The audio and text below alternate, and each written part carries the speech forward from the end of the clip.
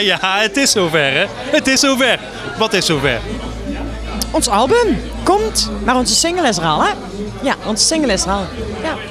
We weten zelfs hoe die heet. Het is De Kleine Zwerver geworden. Het is onze single en ons album gaat heten... Duizenden dromen. Ook een nummer die trouwens op de cd staat, hè. Op het album staat een nummertje Duizenden dromen. En het was eigenlijk van Chris en mij een droom om een album te hebben. En ja, nu, het eerste album is geboren. De Kleine Zwerver alleen als download. En het album komt dadelijk wel gewoon in de winkel te liggen. Ja. Wat voor kleur krijgt het hoesje eigenlijk van het album? Volgens mij iets van blauwig, hè? Blauw. Ja, blauw. Aan de voorkant blauw en aan de achterkant paars.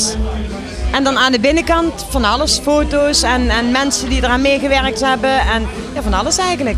Ja, nou eigenlijk de platenmaatschappij heeft ons heel vrijgelaten en heeft gezegd van luister, ik heb een idee van een paar foto's, staan jullie er ook achter. En ja, eigenlijk zijn we het gewoon helemaal met elkaar eens. Dus we hebben de mooiste foto's uitgezocht, waar wij denken dan.